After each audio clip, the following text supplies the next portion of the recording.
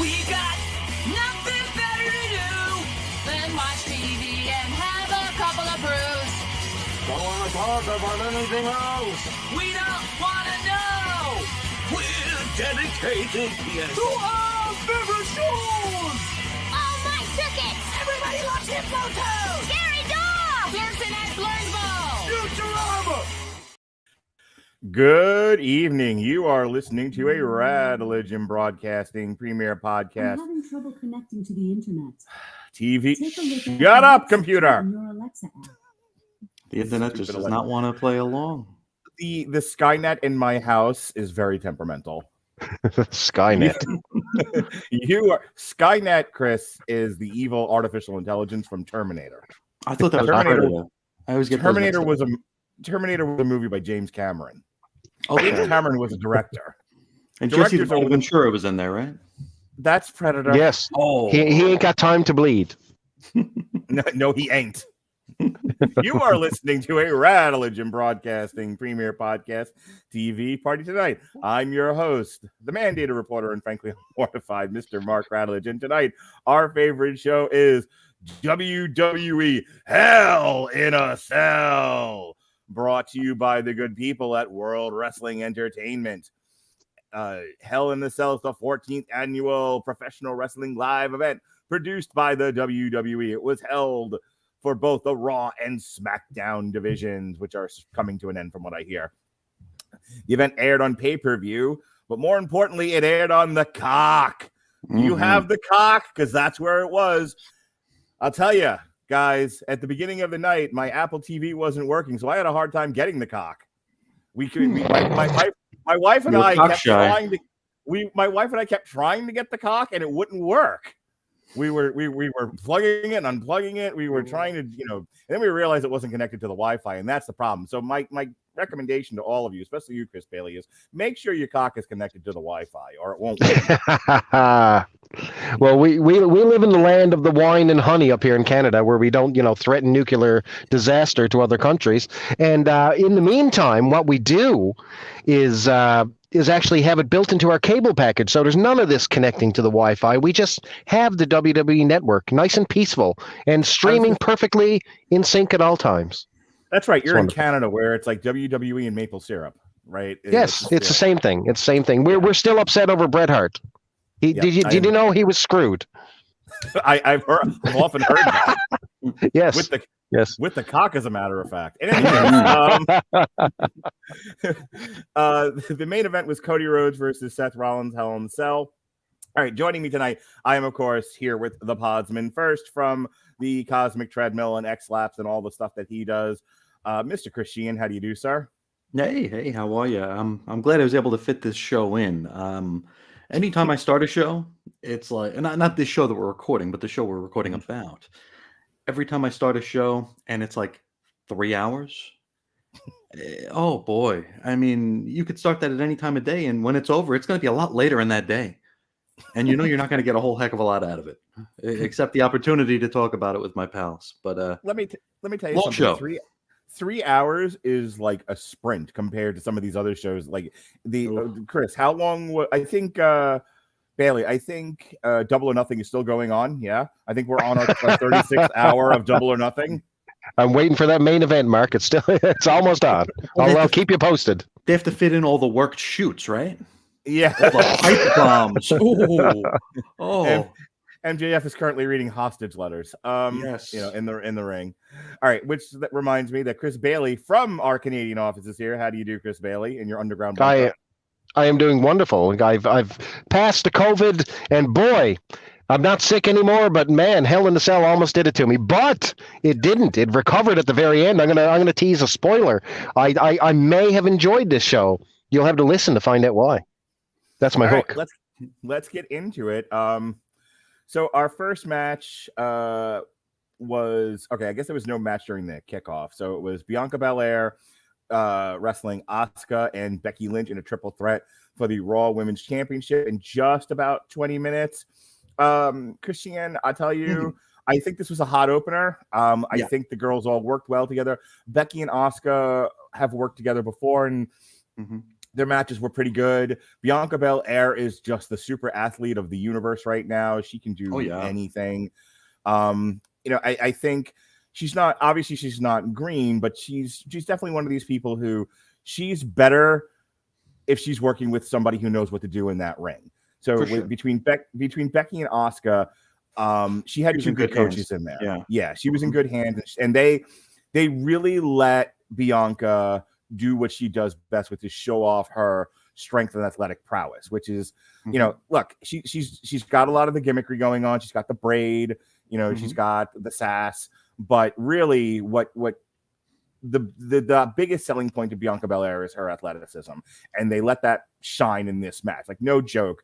That was the best part of this, is like giving Bianca the opportunity to be authentically Bianca in the match. And I thought, aside from that, my one criticism of this match, and I'll let you go, is it definitely was right out of the WWE Triple Threat playbook. It was take a break. Yeah. It was like everyone had their script. Powder. Yeah. Right. Everyone had their script, had structure. Like, this is how we do triple threats here, and it was like almost too well choreographed. But I don't want to complain about a well done match and be like, well, it was too good, because then I'm an asshole. So what did you think? I thought this was a real solid opener. This was formulaic in many ways. Like you said, it was very highly choreographed here. We knew when someone was going to be taking their powder outside the ring, and it would just be, okay, it's Asuka and Bianca's turn to fight. So Becky's going to fall asleep outside. And she'll be sleeping for 3.5 minutes. Then she'll come back in and knock Asuka out, and then she'll take her nap for 3.5 minutes. Right. Over and over again. The ending was straight out of WWE main event template. It's like the near falls, the kickouts of finishers, especially with a triple threat. It's like, okay, we're gonna take advantage of someone else's move. Same thing we always see, but somebody else hits their finisher, then gets thrown out, daintily tossed out of the ring, and someone else takes advantage of it. Absolutely. Like every single time. But it was still a really hot match. Formulaic in the WWE. What are we calling these shows now? Not pay-per-views, premium events. Is that what they're premium PLEs? events, Christian? You're listen, when WWE gives you that cock, it's premium cock, okay? It is premium. I'm waiting for all the people on Reddit who complain about the name change to change their mind when Tony Khan discovers it. He's like, "Oh, we're going to call these things that now." Oh, that's genius. But very formulaic. My favorite part of recording with you is the constant digs at AEW. Hey, someone's got to do it. That's why you're bless you. That's why you're here, Mr. Sheehan. That's why you're here. But as I was saying, it's formulaic for the pay-per-view or premium, whatever the hell format, because these shows have been of late. We have a really hot opener. We have 2.5 hours of just boring garbage, and then we have a really awesome main event. That's what we have tonight too. It seems like it's just the way that these shows go now. I don't know if it's by design or if it's just the people who are at the head and the tail of the show are that much more motivated to perform. I don't know, but I think it's becoming a trend. It's becoming a pattern. It's funny. I didn't start the show with, as Chris Bailey likes to tease me, my long opener, 20-minute opening rant to start the show. Yeah. Well, sometimes there's, like when we did Double or Nothing, there was something to talk about. The whole MJF controversial thing was a topic of conversation. Was it a work? Don't shoot yourself into a work, brother. Don't work yourself into a shoot. Shoot yourself into a into a cannon. There you go. Or out of a cannon, for that matter. Like, when there's something to talk about, then I'm not going to shy away from starting the show with sort of an intellectual exercise. With a lot of these WWE shows, Bailey, it's just, it's just another widget on the conveyor belt. And so I'm not going to sit here and try to come up with a topic. Like, let's just get into the show. And the show has fun stuff to talk about, but it's kind of like, well, it's that time. We've been talking about this for a while, so I'm just going to say this outright and then let you comment. But it's very much another month. It's another show. WWE sort of sleepwalking through a lot of their content creation. and I don't know if I care at this point. You know what I mean? Like, I like talking about it with my friends, so I watch, and I like watching it with my family, so I watch. And occasionally I'll see something that actually like gives me an emotional reaction that I enjoy. But I think for the WWE, it's just we have these contractual obligations to put content out there. So content is put out there, and they're doing the best job they can. But I think they're having a hard time finding something beyond just the natural gravitation of the WWE. It's just, well, it's that time of the month. We all gather to watch WWE because that's what we've done for 40 years. And that's where we are right now. Yeah. And that's events that's in all search it of a is. show. Yeah. Events in search of a show instead of a show in search of an event. Yeah. Right. So what do you think, Bailey? Well, let me tell you something. This one started with a bit of energy. I got to say, Becky Lynch. Let's talk about their entrances first. Becky Lynch is dressing up for every single one with a stylized custom suit, and she came in with almost like a cyberpunk, like crazy ass helmet on. She had, all kinds of crazy leather attire. She looked amazing, and she does every single show. So she's, they're really. Let me help you. Becky Lynch had like a couture thing going on with like the polygon panels in her head. Yes, that's correct. Yeah, it looked amazing. High fashion. Yeah. Yeah, it looked really, really, really cool. Then you had Asuka. So Asuka, let's talk about Asuka for a second. So Asuka's a little bit of history, especially in this one. She's the one that Becky Lynch, when she went off to get pregnant, just passed the belt to, and she was super happy to take it and become women's champion. And they haven't done a thing with her since this. So where is the Asuka versus Becky Lynch match that they're finally going to decide who's the better woman? No, we're going to get a three-way. Now I would have been upset, but I'm always happy when I see Bianca Belair bouncing out to that ring and she's spinning that hair and she gets on the ring apron and she tosses her head from side to side, and I got to tell you, every single time it works for me. I love her entrance. I find myself wanting long hair so I can skip along and twirl. It's to that point. Now, they've got a weird CGI thing that happens in the background on the screen. So as she's walking through, they have a twisting, like, large piece of hair that spins in the background that's almost supposed to represent a tail. Now, I don't know if anyone has seen this on her entrance, but it's really off-putting. I don't really know how to describe it. But anyway, that's the entrances. Anyway, formulaic match, but when you got the main event style with three top-flight professionals, you look at what AEW is serving up with the women's division, which at times can be a super slop fest. Like there's women falling out of moves, they're not quite crisp on the dives from the top. And then you go to this, which is a polished, clean. Yeah, we've seen it a million times, but it's crisp. And, we'll talk about the ending. I mean, you had poor Asuka, who hasn't won a match and who got, since Raw to get into this match, I guess. But, poor Asuka has to take the fall because dare we damage Becky Lynch or Bianca Belair. So Bianca pins Asuka to win this one. I don't have a real bad thing to say about it. Sometimes the WWE main event style is exactly what we needed. Hot opener. I liked it. Agreed. All right. Next one was Bobby Lashley, who defeated Omos and MVP by submission in a 2-on-1 handicap match. We fell off the cliff quick. In less than 10 minutes. Yikes. This one. Gentlemen. Bobby Lashley goes from wrestling Brock Lesnar to a feud with Omos. You poor bastard, Bailey. You poor bastard. We went from a polished, clean WWE main event style, which I just praised up, to this train wreck who makes the AEW women look like, Carl Gotch and Lou Thez in there putting on a clinic. I mean, holy cow. Was this terrible? Omos does not belong within 100 million miles radius of a wrestling ring. It is terrible. Now, MVP is in there to create a little bit of movement, but this ain't the MVP from the early 2000s. Let's be fair here. Yep. Although he does well, and I enjoyed everything that happened there with him and Lashley. Lashley goes over again, defeating the proxy guy again, because heaven forbid we sacrifice one of our main characters. So, MVP takes the fall and everybody's happy. But man, there was some train wreck stuff in this. There's one particular move I'd like to call out. So Omos has to spear Bobby Lashley through one of the ringside barriers. So he gets there, he stutter steps, he hesitates, and then he just sort of like puts his hands on his chest and like runs with him. And I'm like, what? What am I watching here?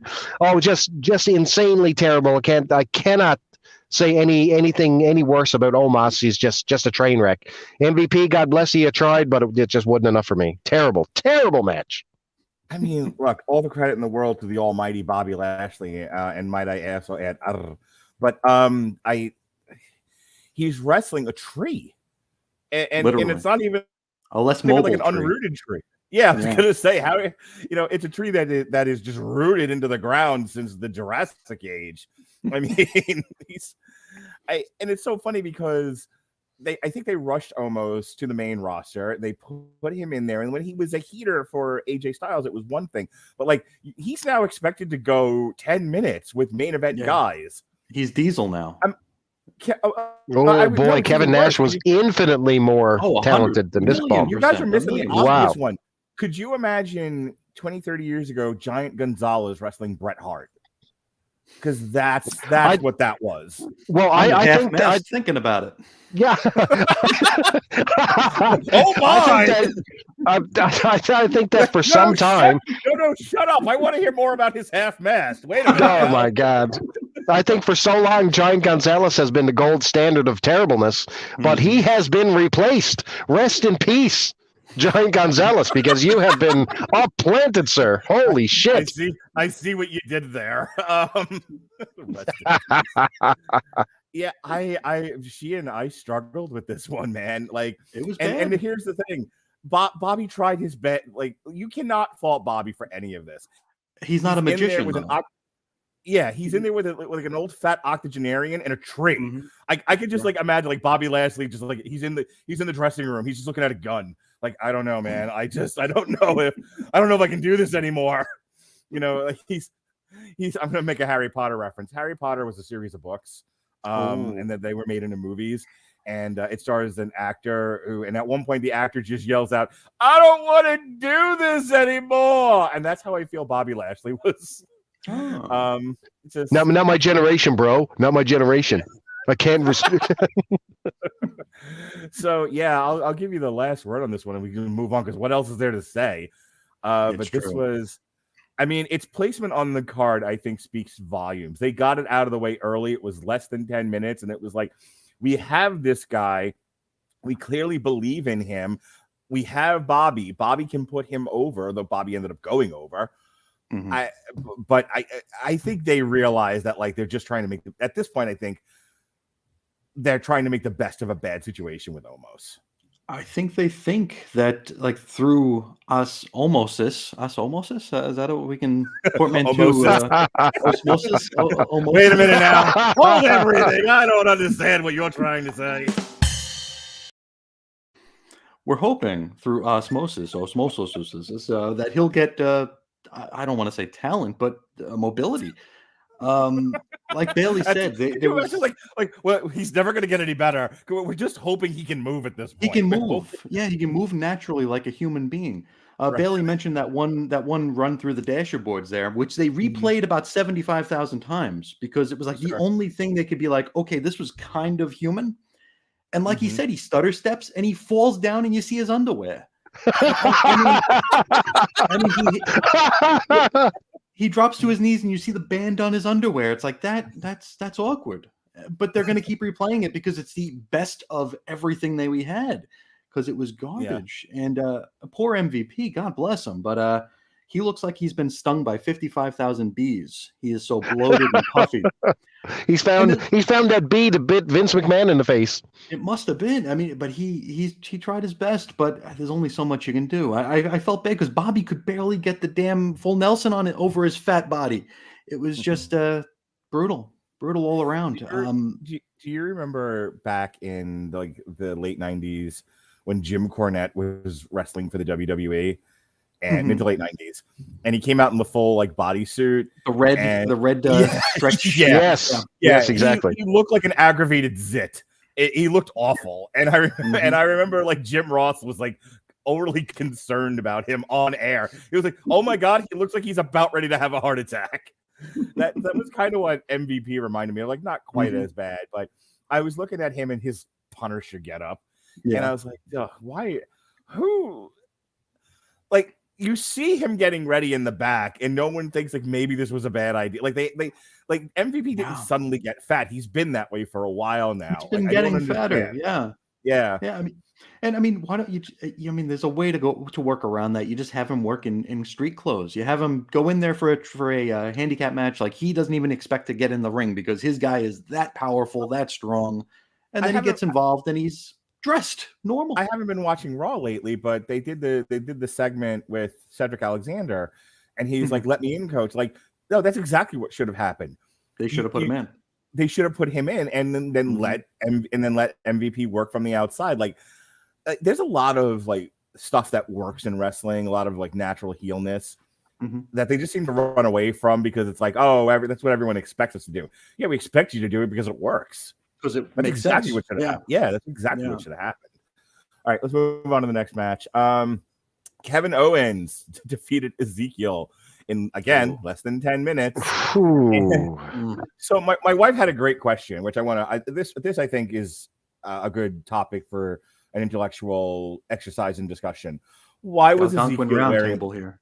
Yes, here we go. I presented before the council. Why was Ezekiel wearing tassels? That's his tornado.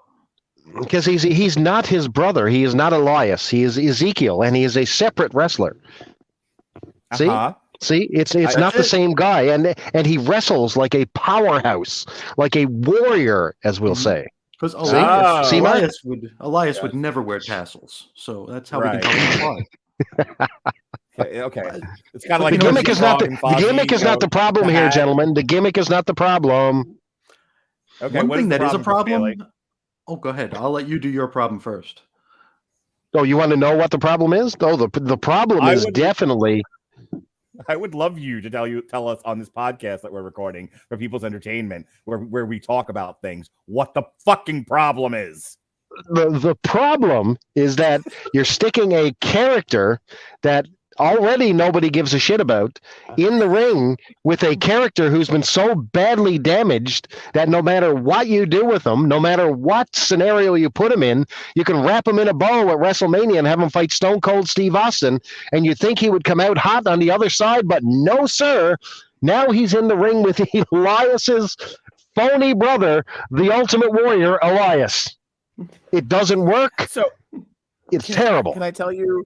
So when I had to answer that question for my wife, like why he was wearing tassels, I had a similar thought. Like if I'm being serious for just a moment, if I could be serious for a moment, I had a thought like, oh, he's kind of like got a warrior thing going on. But you know what made the warrior besides the insanity and rambling and nonsensical promos was he was a package, man. He was the music. He was the face paint, the electricity.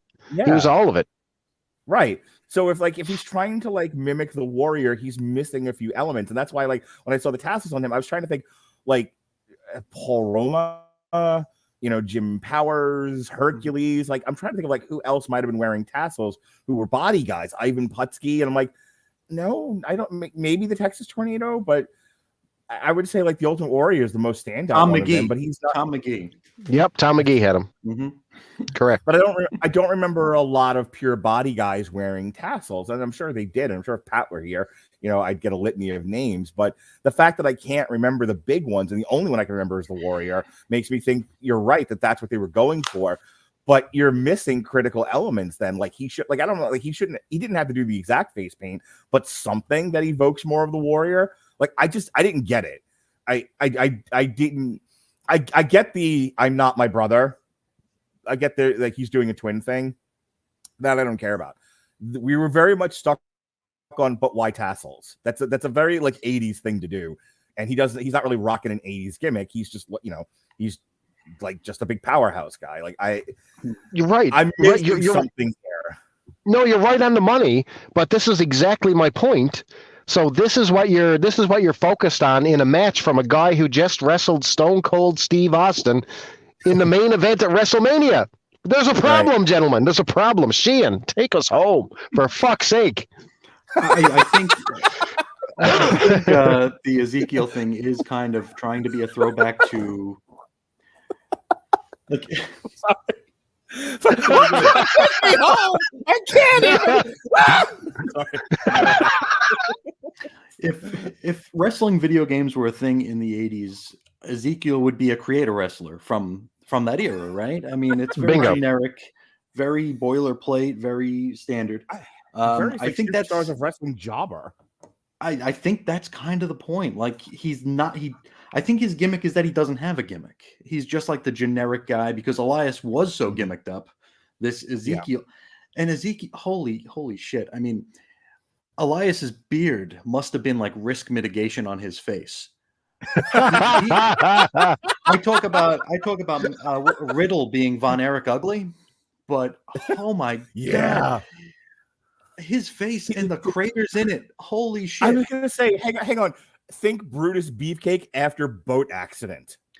Yes. Yeah, it's that bad. Right? Chin. Oof. Yeah. I mean, like Mark Hamill. The black marks. Oh my god. Yeah. Oof. Like he looks like Mark Hamill in Return of the Jedi. Like, what is wrong with your face? I mean, wait. You talked about a guy with tassels. When Beefcake came back, he wore that mask. Remember, he was that weird guy, and he wore the tassels. Ooh, no, it all links up. Oh my god, the synergy in the room. Shades of Hall of Famer Beefcake. He's not evoking the warrior. He's evoking Brutus the Barber Beefcake. Zodiac, if you will. The booty man. With no name. The booty man. The booty man. But his face is very, very disturbing and unfortunate. But I don't get the point of, like, we have this match. We're building up Ezekiel as this other guy here, and he does the job.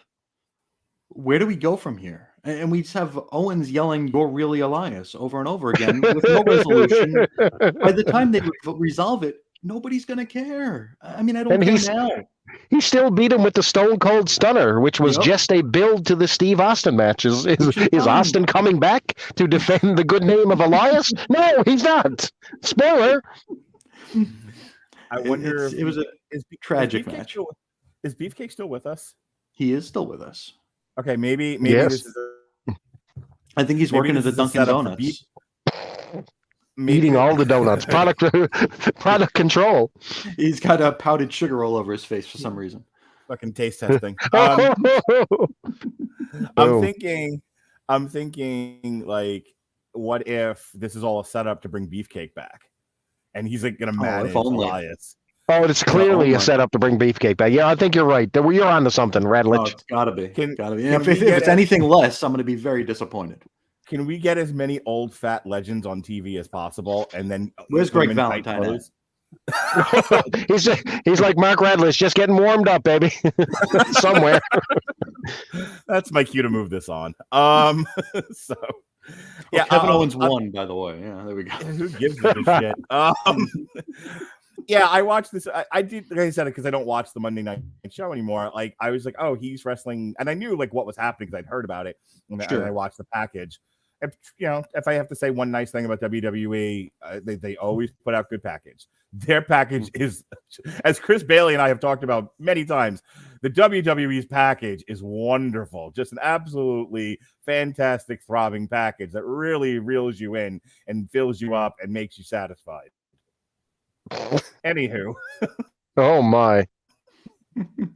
Take a drink for every gay you I make. The views of Mark Radulich may not necessarily represent the views of Chris Sheehan or Chris Bailey. Disclaimer. Bullshit.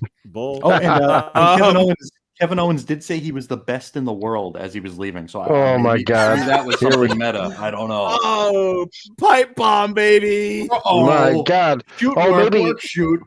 Maybe he's gonna quit next week on SmackDown and call out the boss. He's being held hostage. No, he's been stranded in Las Vegas. He needs to go to AEW. Oh, he's gonna hang himself with a scarf. Can I ask a question about that? Since you guys are making jokes, is it just us and our usual brand of snarkiness, or is there actual like internet scuttlebutt that people are like Kevin Owens is being held hostage because didn't he just voluntarily sign a new contract? Oh, that's just a joke. It's just a game. Oh yeah. No, just a game. Okay. No, just to make sure, like everybody is. No, everybody is just so upset with everything. So everything sucks. They're getting paid millions of dollars, and everything sucks. And I think Kevin Owens has given up on life, and he comes and he takes that paycheck every week, Chris Sheehan, and loves it. What do I need to do next? You're working with Ezekiel. Abso-fucking-lutely. Perfect. He's hoping You know Beefcake comes in with the donuts. For a while there, like when Snoop Dogg started acting gigs, he took a lot of crap, and because it's Snoop Dogg, he's not a professional actor. He took whatever would come his way, and there was a joke about it, like that Snoop Dogg is a rapper, Chris. He did Wow Wow Yippee Yo Yippee Yay. Is he the Reba La Slim Raza Shady all guy? day, every day. No, Is he the Slim Shady guy? Yeah. No, that guy's white. Okay. So all the other Dr. Slim Shadys are just imitating. I'm That's just telling Dr. you. Dre. Right. Okay. But where's Eazy-E fall into this? That would be the NWA and not National Wrestling Alliance, by the way. Easy- he's dead. Yeah, okay. Yeah, Eazy's dead. I didn't even know he was sick. Welcome to White People Talking About Rap. He was at the end. Yeah, We love the rap. We love the rap. we love those rappers. We love the we love the NWO. We love the hippity hop. I get down with the hippity hop, and you don't stop. Anywho, I lost my train of thought here. What the fuck was I talking about? Don't just stand there. Bust a move. Thank you. Moving on. All right. The next match we have Judgment Day of Edge, Damian Priest. Judgment Day, I see clearly. Oh, sorry. Judgment Day consisting of Old Man Edge, Damian Priest, and Chris Bailey's heartthrob, the man that makes him hard as a rock. The woman. Oh, you Freudian. No. The woman that gets Chris Bailey hot and bothered. The future ex-Mrs. Bailey, Rhea Ripley. No, the woman who makes me physically retract back into my own body. Rhea Ripley. The future ex-Mrs. Bailey, Rhea Ripley, versus AJ Styles, Finn Balor, and Liv Morgan. This was 16 minutes and 3 seconds. It was fine. Usual 6-man, frenetic, everyone hits the move nonsense. Yep. A good match to get the Judgment Day crew over. What did you think? Bailey's got some news. Breaking news. Wait, hang on. Latest update. Wait, whoa. I have a breaking news clip. And now I'm up at News Flash.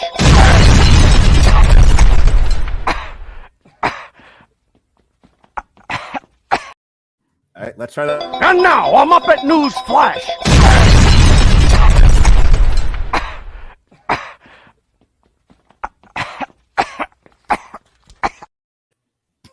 And I'm back with the breaking news. It's all about the Judgment Day. And boy, the Judgment Day take a turn on Monday Night Raw as Edge teased a brand new member of Judgment Day. Right, following up hot on the heels of their big win here at Hell in the Cell in the three-way.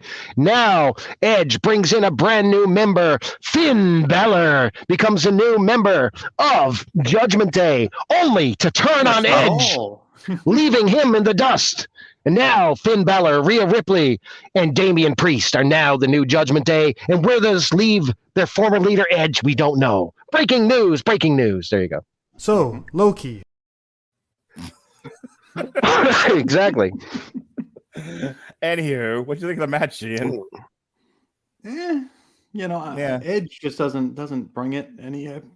I think Edge coming back is really doing a lot of damage to his legacy. I think we were all fooled into thinking he was much better than he was. I was, and now we're seeing him. I agree. I can't say that I hated him back in the day. I don't hate him now, but it's just like he was never very good. And this is only shining a light on that, and it's making me think back to what were some great Edge memories here. Well, he retired that one time. That's about it. You know what the history of Edge's post tag team career was? I'm in the main event, I'm injured. I win the title, I'm injured. I'm in the main event, I'm injured. I win the title, I'm injured. I win the title and get injured at the same time. I retire. Mm-hmm. Yeah, and it's like, I mean, it's very he's such a manufactured product of the WWE. Like they really, really wanted him to go to next level here. So rather than him getting there organically, they just kind of put him there. And you go ahead. And it just like, and he was able to kind of like hold his own, but at the same time, he couldn't stack up to the ones who made it there either organically or who were forced better. You know, like he was never going to be on the same level as a Cena or an Orton or an Undertaker or a Batista even. And I think we're supposed to look back and be like, oh, he was just as good as the rest of them. It's kind of like the whole Attitude Era. It's like you have Rock, Stone Cold, Mankind, Undertaker, and Triple H. You know, it's like the one that is kind of just a hanger on that they really want to be in that echelon that really doesn't fit, or it doesn't fit as well. In Edge's defense, he had 2 times where there was potential, but both times it was cut short because he couldn't stop from injuring himself or from getting injured. Yeah. The one time was when he had goons, the 2 goons from Long Island, and that got aborted abruptly because he injured himself. Like the title, I think it was, or the next night on Raw. Something I think like that. Didn't he injure himself during the celebration? Like he slipped on the floor or some shit. It wouldn't surprise me. Because Kane injured him. Like, didn't he get like the Money in the Bank after Kennedy hurt himself, and then like Edge won the title and then hurt himself immediately? Like, so we had like 2 injured guys in line for the title or some shit. He won the Money in the Bank and then he cashed it in. He was the very first post-match cash in. Yeah, to me, that'll be his crowning moment. That was the time. That was peak Edge, rated R superstar. He had Lita. Yeah. He had the hot new gimmick. He cashed in that Money in the Bank. He defeated Cena, and I mean, he was firing on all cylinders there. And then the live sex ceremony was just that's peak Edge. I was going to say the live sex ceremony was the best thing Edge ever. We were all looking though. Oh my God! I'm sorry. The post New Year's Revolution live sex show on Raw was the absolute zenith of Edge's career. Like the whole rated R superstar thing was a really it was the first time he really differentiated himself. Yeah, it was great, but that got aborted too. And here's the thing: that if you'll remember, the whole setup to that was Rob Van Dam in possibly the best match of that generation in terms of all things working on all cylinders: heat, location, crowd, the actual match itself. Rob Van Dam, John Cena, fucking Hogan Savage of that time. It really, I will stand by that. Come at me, bro. If you think differently, I will have that fight with you. Oh, it was on fire. Rob Van Dam versus John Cena was the fucking shit. And it's just as a quick aside, because I would rather talk about that match than anything on this card for the next hour. But I how hated the ECW crowd was with John Cena, how much they hated him. And and John Cena's this like milk white baby face, and he was doing the thing where he would throw the t-shirt to the kids and the audience, and the fucking ECW crowd was throwing it back at him. Oh yeah. And here's I've never been like the biggest John Cena fan, but here's what makes John Cena a step above everybody else and absolutely deserving of every shot he ever had. He knew where he stood with that crowd. And we talk about this with wrestling. The best wrestlers in the world know what to do in the moment they're doing it, especially when shit changes on the fly. Oh yeah. And when the crowd was throwing it's a talent none of us have, and most wrestlers don't have. It's that very special few. Like Hogan had it, Savage had it, Rock, John Cena, and so he's throwing the t-shirt out and they're throwing it back at him, and he kept doing it. It's just sounds like a small thing. Sounds like an obvious. No, thing. it was perfect. It was brilliant, is what it was. And that walk to the ring, man, that walk to the ring, head down, belt over the head, and just walk through that crowd, and they were pelting his ass. Yep. It was that was a moment in wrestling where you're like, holy shit, you got to respect John Cena, man, because this is next level heat. It was the Rumble in the Jungle. It was George Foreman. Yep. George Foreman was a boxer. He also had a grill. He makes grills. Yeah. Yes, that's the one. And he has kids named. He has kids named George. Yeah. All of them. Every last one. The very thing. Yeah, it was George Foreman walking out to the ring in the Rumble in the Jungle in Africa, where the entire continent hated him. It was that level. It was so. And John Cena very knew special. It. He leaned into it. Well, the whole point of that side tangent was. So Rob Van Dam. So Edge is the reason Rob Van Dam wins the belt that night. He does the spear with the helmet. He plays Rick Rude. Yeah. Yeah. And so Rob Van Dam gets the belt, and then he's awarded the ECW belt shortly thereafter. Then him and Sabu get busted in the car smoking pot, and they strip them of the title. All of that to say that Edge was involved, but it was kind of like, I wouldn't say like a Big Show kind of transitionary champion, but it was definitely like, we're putting the belt on you, but Cena's still the guy. Cena, you're not the guy, Edge. Yeah, you're not the main event. You're the champion. You're not the main event. Right. You're the guy to make the champion have to. You're the guy we're making the real main event chase. Yeah. And you're just coming along for the ride. Right. So between that, like he wasn't really the focus. John Cena was, but then also the constant injuries, all the way back to the original point from an hour and a half ago. Edge never really got to that level. No. He was, your assessment that he was like Triple H is right to a point, because Triple H eventually got to that level. Like, as much as we all hated the Reign of Terror, everybody else left. Yeah, and when everybody else disappears, I mean, right? Yeah. But I mean, it's the same thing with his buddy. So on the opposite show, just picture this.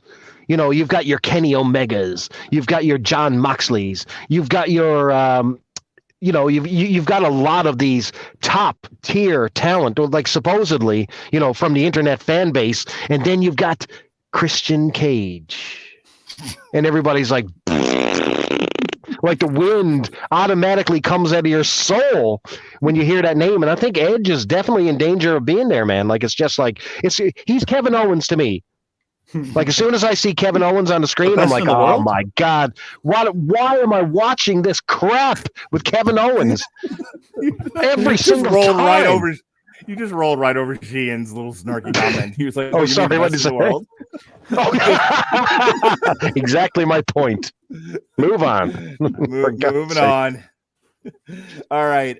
Speaking of moving on, the match that almost broke my son who was watching, Madcap Moss defeated Happy Horgan in a no-holds-barred match. That is 12 minutes of my life I'd like back. Like, why is Madcap Moss a thing? Can someone tell me? The Andre the Giant Battle Royal winner. Can we clarify that, please? True. Let me real quick. Just stay with me, Sheehan. Some of these words you won't understand, but just work with me. I'll do my best. Okay, so occasionally I'll go back and rewatch some of my old TikToks that I put up from the beginning of the year, which are clips of previous podcasts, like I'll eventually do with this one. And we did one for the 355. And the clip that I used is me and Robert talking about how when you have to go back to the studio that brought you Jason Bourne as your marketing tag, you have no movie. You can't sell this to anybody. You have made a shitty product. Like, because normally it's like starring the star of this or the director of, like when Moonfall came out, it was like Independence Day director Roland Emmerich brings you another disaster movie. This was literally like from the studio that no one gives a fuck about, that brought you Jason Bourne from 150 years ago, comes the 355 with not a single bankable broad in the bunch. And that's what I think about with Madcap Moss when they say, for the Andre the Giant Battle Royal winner. They'll still be saying it in 5 years, which is great. They'll say the 2022. Like, what the hell? Go ahead. Sorry. This match was like I used this as an opportunity to perform an experiment where, you've got your cock, right? And you have your remote, and you can fast forward by like an increment, right? I don't know what the increment of your fast forward is. It might be 10 seconds, it might be 15 seconds, it might be 20 seconds if you hit the button once. But I can guarantee you, every single time you hit the button, the first word you're going to hear upon coming back is Madcap. They said Madcap 75 billion times during this episode, during this match. I would hit fast forward, Madcap back with, okay, hit it again. And Happy hits Madcap. Okay, hit it again. Madcap, I can't believe Madcap. I swear to God, 100 times I hit the fast forward button, and every single time it came back with the word Madcap. And I think he won the match. I don't remember though. I was so checked out. Madcap did win. Madcap reminds me of a time displaced Jim Powers from WCW. I can see that. Like he's like he ended up naked in the back parking lot and walked towards, full of electricity into the arena. Jim Powers and Johnny Parisi had a kid. Yes, exactly right. Moss, yeah. But listen, can I just go ahead and say that is the second Jim Powers reference on this podcast? I don't think Jim Powers made an has been impact, baby. Young stallion. He's the patron saint of this show. I don't think Jim Powers has been mentioned twice in a decade, and we mentioned him twice in an hour. I am going to try to get Jim Powers on this show. That's what's happening. The fourth Podsman. That's Jim Powers. I would take that. We don't have power, Roma. We got fucking Jim Powers.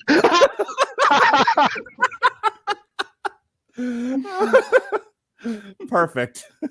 But look, I'm not. Hang on. Back it up a second. Back that train up, Charlie. Because if we get Jim Powers, I'm not doing a show with just Jim Powers. We need Paul Roma too. We need the whole Oh my Power God. and Glory team. Oh my God, so good. I will call this the Power and Glory the Power and Glory Network if that happens. I will. They were the Young Stallions. Power and Glory was Hercules. That was Herc. Oh, Yeah. that's right. The Young Stallions Network. Mm-hmm. Yes. We're gonna start all over again. Hang on a second. Here we go. Welcome to the Young Stallions Network. Oh, time is a funny way. Time is a funny way. Get on to look. You guys both have Twitter. Make this happen. I expect to see the Young Stallions on my next show. God, you know how bad a match is when we can't even talk about the match. We'd rather talk about. I don't even know what match we were talking about. Yeah, Madcap Mouse against Happy Slappy Corbin. Oh, there we go. Oh, and then it ended with a murder. Yes. So the scene was, Madcap has been injured by Happy Corbin, and they had the big breakup. Well, boy, did he get revenge. He placed I think it was his head inside the chair. Pulmonized his head, yeah. Then he picked up the ringside steps and dropped it on the chair, crushing a full fatality, and nobody cared. Everybody cheered with the death of Happy Corbin. Everybody. Nations rejoiced. Motherfuckers at the Allstate Arena just yelling friendship, Toasty. Yeah. That was awesome. We just needed him to ascend to the rafters today. In a noose. Keeping it classy, WrestleMania 15. All right, moving on. So, Bailey, you're the resident historian. You've been watching the show here. When did Austin lose the first part of his slave name and just become Theory? How long has that been going on for? So Vince McMahon set down a full mandate where, you cannot. Well, what happened basically? CM Punk shows up in AEW, crosses legs. He's got the theme music. He does the pipe bomb. He rips it up. Vince McMahon blows. Just completely goes crazy, and he goes, "No more people using their indie names. Everybody has to change their names." And he took NXT and he stripped everybody of their name, and he placed new names on everybody. However, he liked Theory.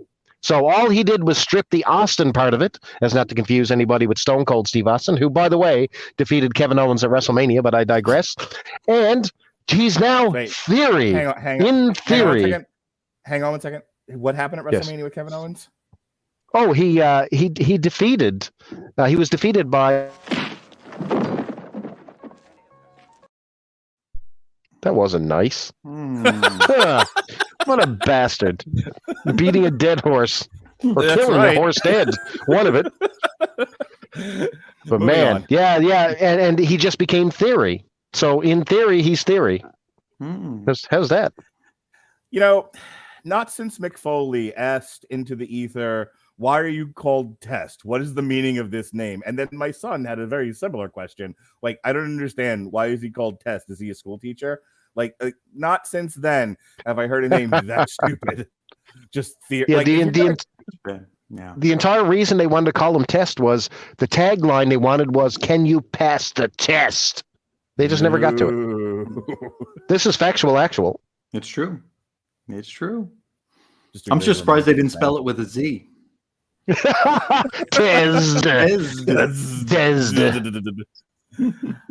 So yeah, Theory, stupidest name ever. Like Austin, can I just praise Austin Theory for a moment. The guy is hotter than shit. Great body, awesome wrestler, all the charisma. The Bad underbite. Bad underbite. It's true. We can't all be as perfect as Chris Bailey. This is true. But like the WWE just does not do him any favors at all. Like this is Matt Riddle all over again. And as Chris Sheehan says, he's not even Von Erich ugly. He's that's the benchmark for wrestling ugliness. That David Von Erich, whew, what a looker! Yikes! Yowza.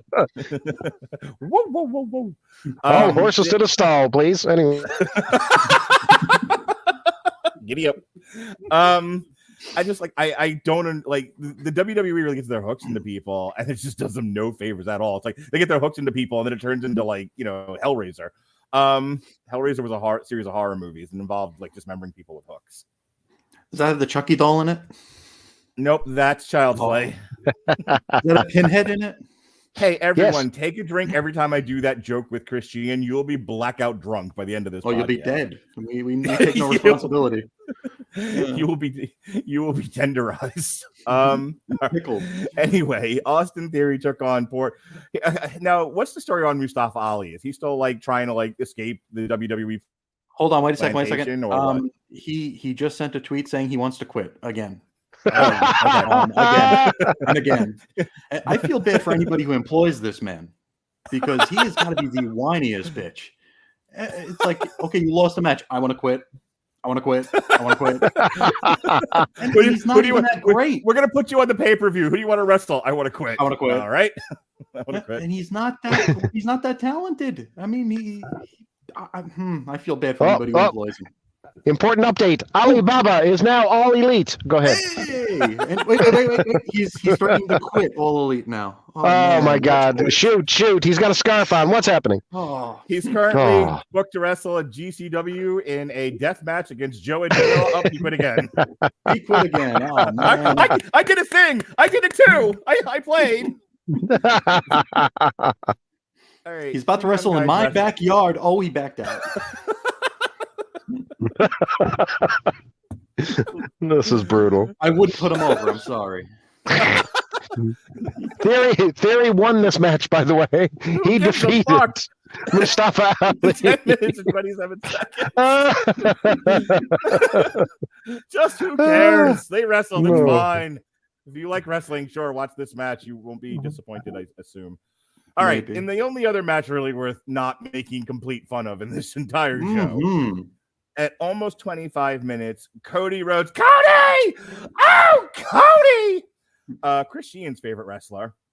The man. He's growing on me. You can't see it, but Chris Sheehan has an entire shrine dedicated to both Cody and Brandy Rhodes, and the only and the only interracial baby ever born on planet Earth. Yeah, all of it. It was the first. It was the first. Can I tell you that my wife and I have been talking about getting tattoos, and gonna get an apple because she's a teacher. She's gonna get a microphone because this. Though he's stuck. Just a big red apple all up in here.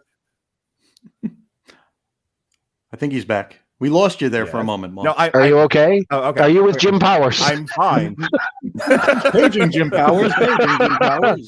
All right, so like I was saying, because Cody's the man, I want to get a big, just graphic red apple right here on my neck. What do you guys think? With a face on it. Think I should do it? With a face on it and an American flag. with the only interracial baby ever.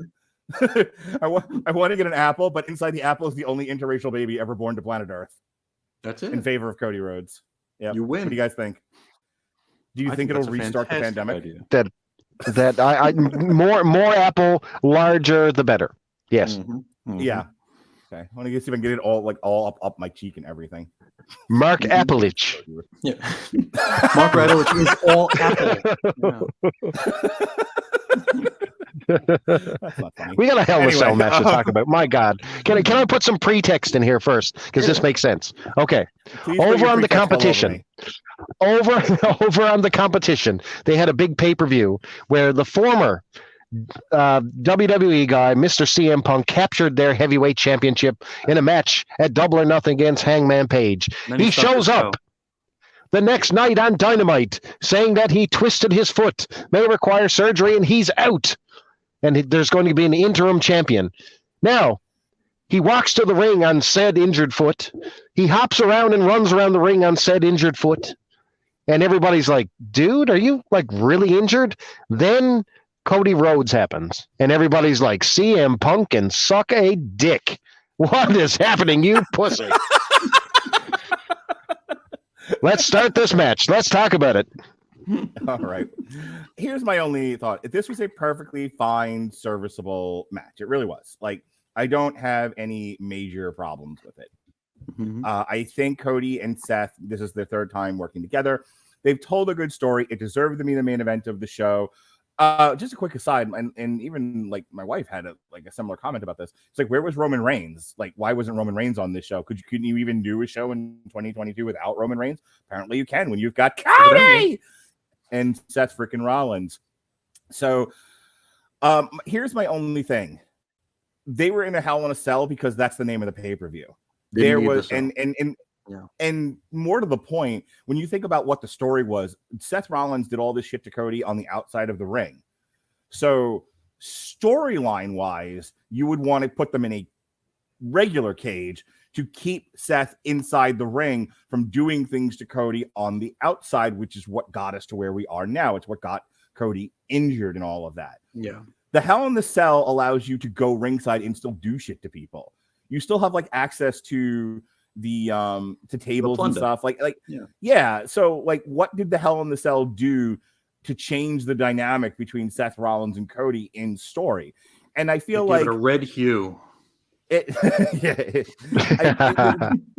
talk about this all the time. Like, you know, we have a gimmick in search of a match instead of a match in search of a gimmick. Mm-hmm. The first way doesn't work nearly as well.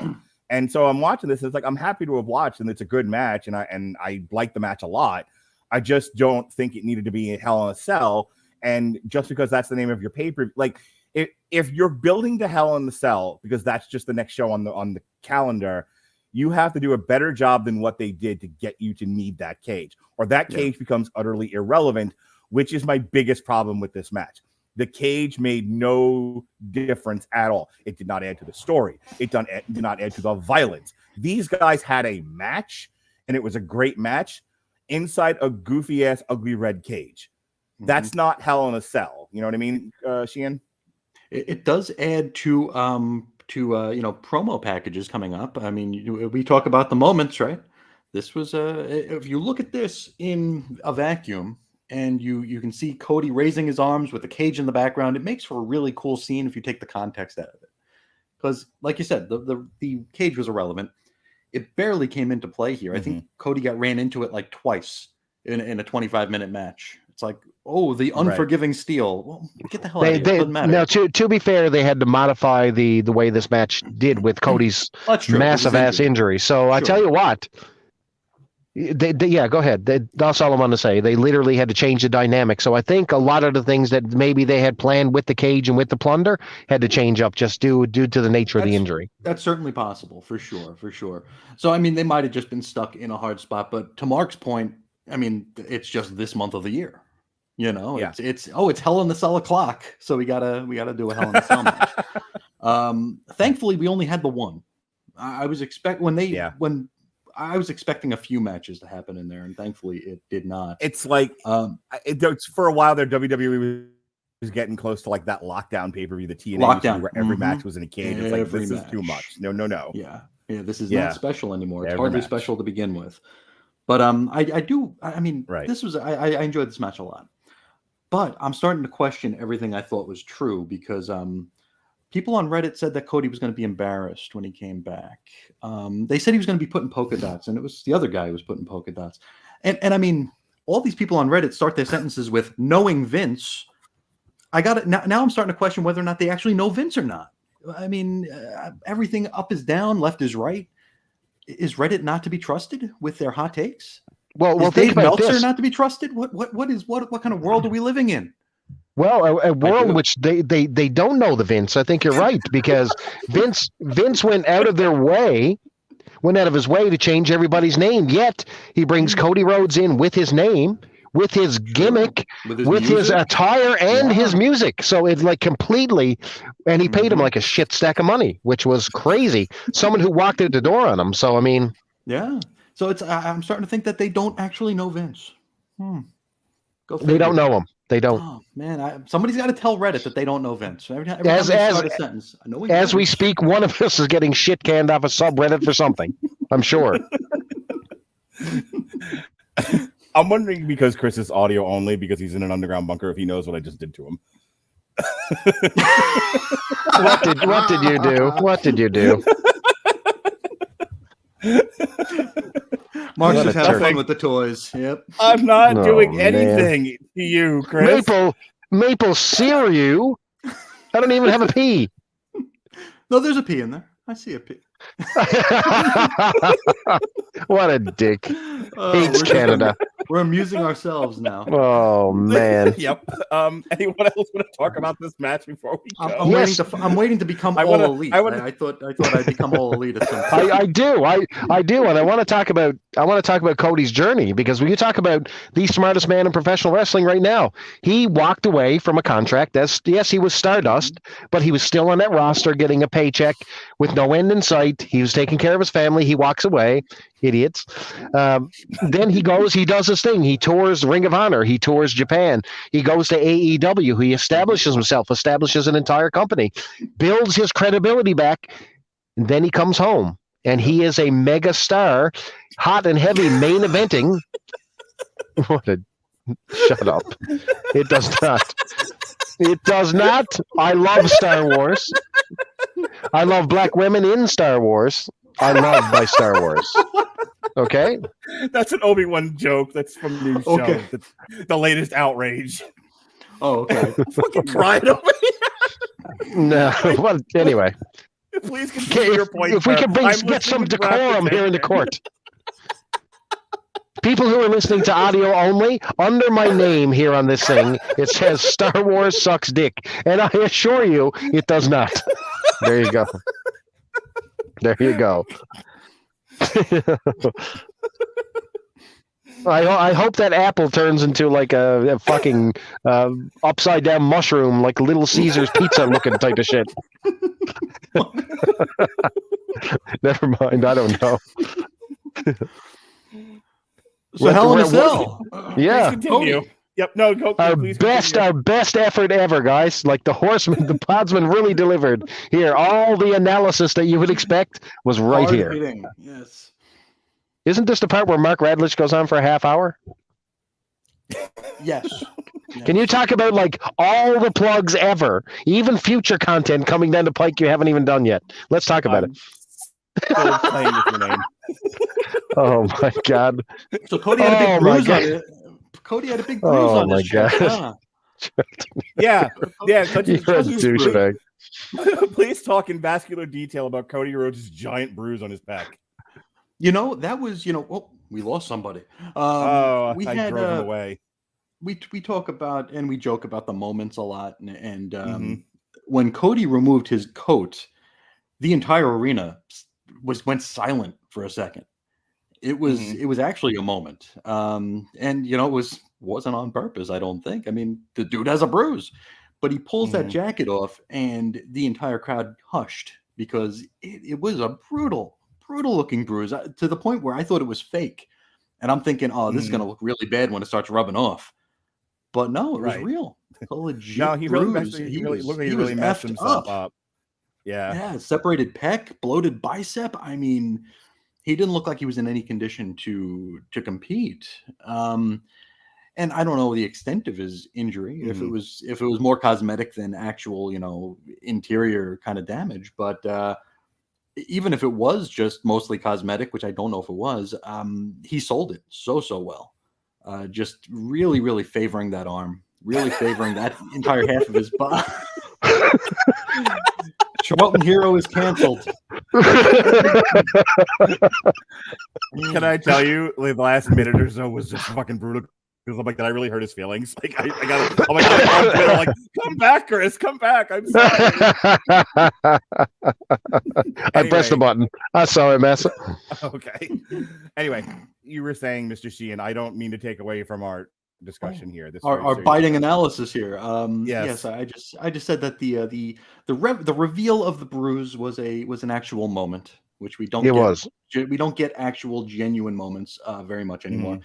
Seth removing his coat to reveal the polka dots was another interesting moment, and Seth playing it like he's like the Frank Gorshin Riddler was ridiculous. I thought that was fantastic.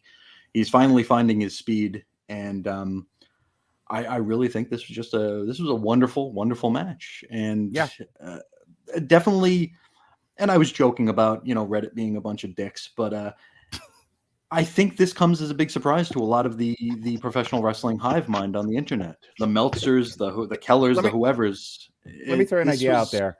Sure, they might be using Cody Rhodes and the push that they're giving him as kind of a marketing almost like. So here's the thing. Right now, the cool thing is to jump to AEW. This is now 1996 WCW, right? Sure. We got the cool place to go is there. That's where all the momentum is. The other cool thing to say is WWE ruins everybody they get. Everybody that goes there is trash. And we've spent the last hour talking about how much trash they really are. Kevin Owens, Austin Theory, yada yada. And I'm wondering if they're looking at MJF, they're looking at some of these other guys that might come over, and they're like, what if we push Cody to the moon? What if we make it look like if you come here, you'll get the Cody treatment? Then maybe some of these AEW guys, maybe the momentum swings back the other way. That's what I'm thinking. Like, I don't think this is about Cody.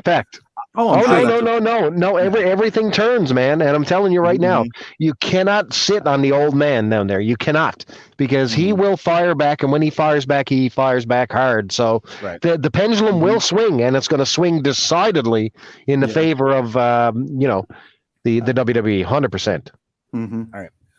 All right, folks. It's the last word on this, and then we'll get out of here. It was fine. Cody won.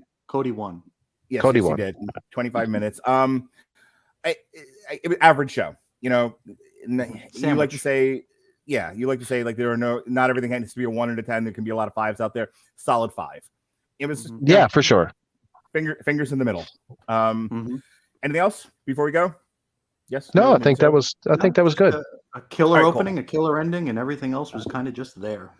All right, Chris. So Chris Bailey hates my plugs and me and my family and Canada. So let me make this really quick before I lose him entirely. Tonight we're reviewing Top Gun Maverick. Tomorrow, Homicide: Life on the Street, season 8 plus Homicide the movie. And that's it for stuff that I'm doing this week. You can also couldn't climb out of the cage on Impact. I think you did that. Jesse dropped the new source material. I believe this one has Ronnie Adams on it. It's Jurassic Park, The Devil's in the Desert, because Jurassic World Dominion comes out this Friday. We've re-aired a bunch of our old Jurassic World content. So we have the original 2015 Jurassic World review that re-aired yesterday. In addition to which, Pride Month continues on here. So Sean Comer and I review 2 movies for Pride Month, new movies: Fire Island, which is currently on Hulu, and Master, which is on Amazon Prime. We couldn't figure out why Master was on the LGBTQ list, but it was. How come myself and Sheehan never get invited to these Pride Month shows? You want to talk? Listen, you want to review an old Effie's Big Gay Brunch? I'm more. No, but I know Sheehan does. I know Chris does. I'm good. What's that? Thank you for the invite. What's yeah, he wants you to do all Pride Month with him, Chris. There you go. It's done. Signed. Signed, sealed, delivered. I did yours. it. Hang on. Uh-oh. Give me a second. It's coming. That's what she said. No. Anyway, there we go.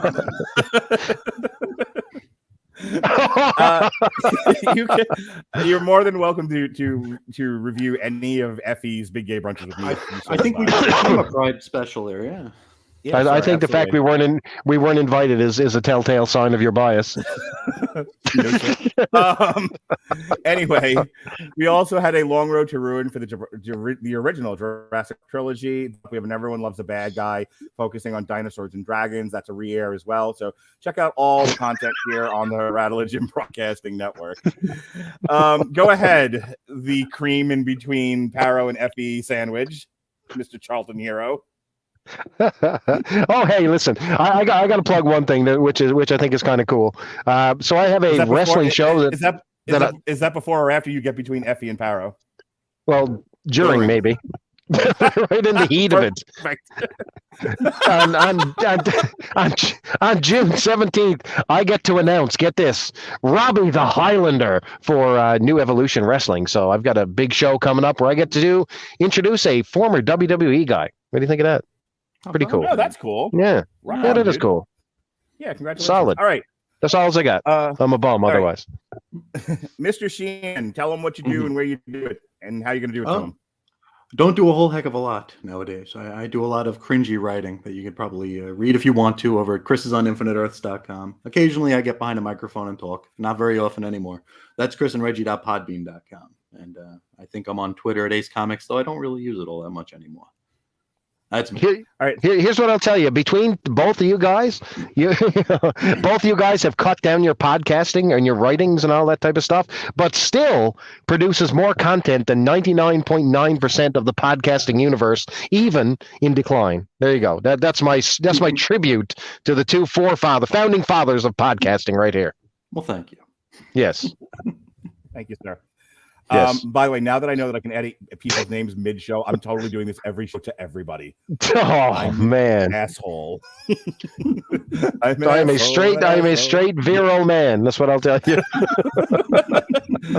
I mean, nobody was questioning it, but I can lie to the people if I want. I do it all the time. Oh, man. Robert Winfrey, every show. Why do you lie to the people, Mark? And make up stuff about him constantly. Anyway, speaking about things I'm going to make up about people, AEW, New Japan Pro Wrestling, open the forbidden door into Chris Hero's Polyworld. Oh, yeah. June 26th, we will be reviewing that on the 29th.